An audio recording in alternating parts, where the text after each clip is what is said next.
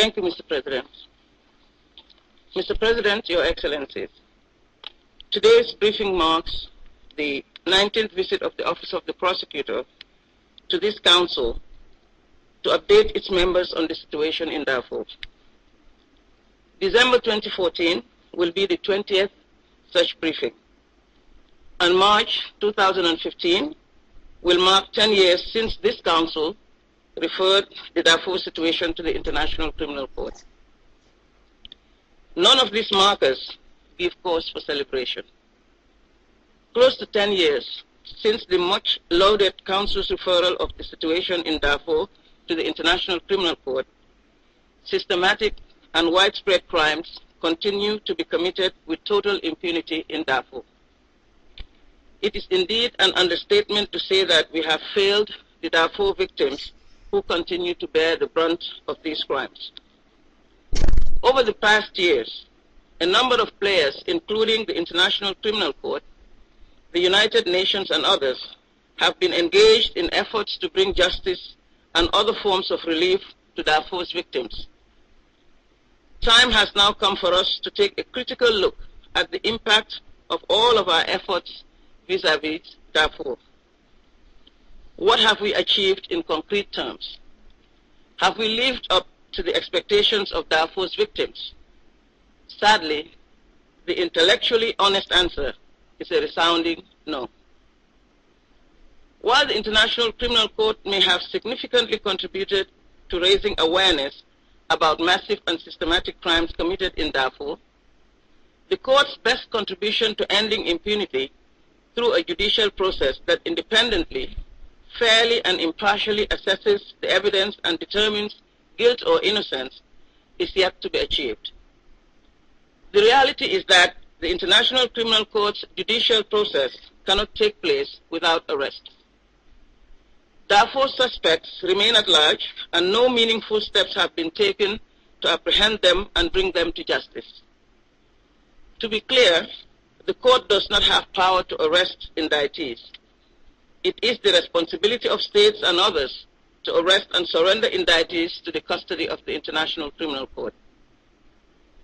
Critical questions for which Darfur's victims seek answers from this Council are: for how much longer will legality and accountability be sacrificed at the altar of political expediency? What amount of suffering should Darfur victims endure for this Council to act decisively on the situation in Darfur? As the Court, we remain of the firm view that enforcing arrest warrants in Darfur is a key element for peace, stability, and for ending the suffering of Darfur's victims. Today, we are in the same position we have been since 2007, when arrest warrants were issued against Mr. Ahmed Haroun and Mr. Ali Khoshaib. Even when the additional of the other 3 arrest warrants, 2 for Mr. Omar al-Bashir in 2009 and 2010, and 1 for Mr. Abdel Rahim Hussein in 2012, the situation has not changed. It is a sad reality that action from this Council has not been forthcoming when it mattered most for the Darfur's victims. This fact reflects badly not only on the international criminal justice system, of which the ICC is only a part, but it also greatly undermines the credibility of this Council as an instrument of international peace and security. Time is long overdue for the government of the Sudan's consistent defiance of United Nations Security Council resolution to be matched by this Council's decisive action. Mr. President, recent allegations that reporting of the United Nations mission in Darfur, UNAMID, has been subject to manipulation with the intentional effect of covering up crimes committed against civilians and peacekeepers, in particular those committed by the government of the Sudan, should be a matter of concern for all of us. These allegations call for a thorough, independent, and public inquiry. While the responsibility for this manipulation may lie with a handful of individuals, it impugns the credibility of the mission as a whole and deprives advocates of peace and justice of an essential tool for evaluating the ever-evolving situation in Darfur. Victims in Darfur and the peacekeepers who have sacrificed their lives deserve better. We all do.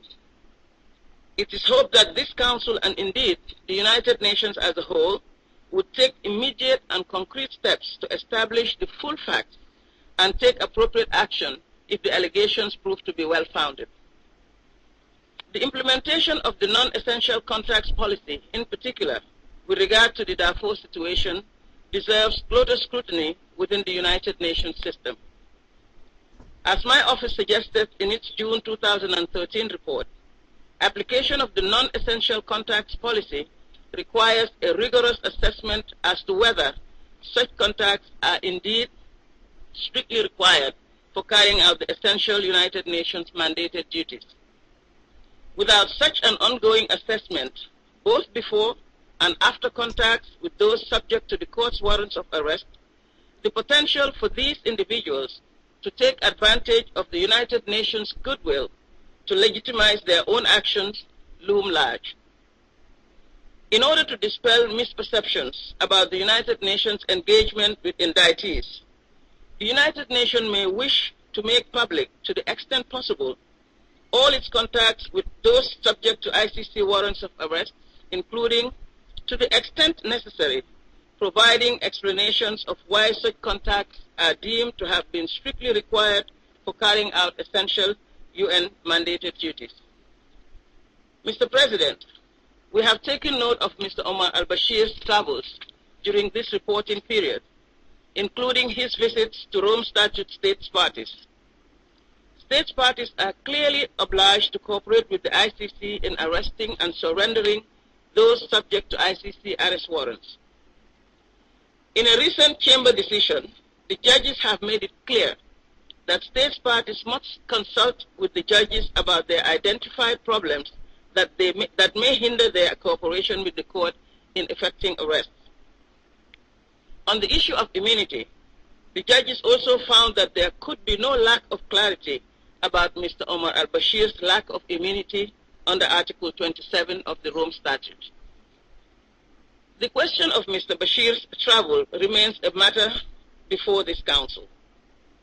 Such travels are not simply a challenge for states parties, the states parties that Mr. Bashir may visit.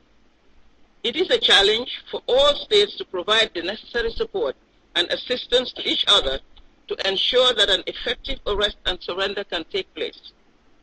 In this regard, it is worth recalling that in addition to the obligations of the Rome Statute, all member states of the United Nations are urged by this Council to cooperate with the court's investigations and prosecutions in Darfur.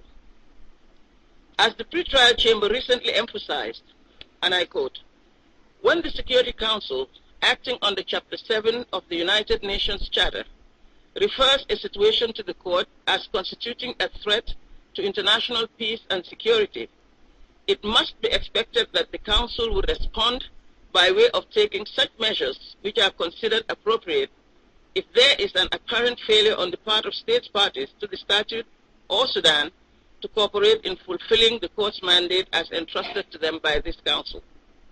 Otherwise," they continue, "if there is no follow-up action on the part of the Security Council, any referral by the Council to the ICC under Chapter 7 of the United Nations Charter would never achieve its ultimate goal, namely, to put an end to impunity."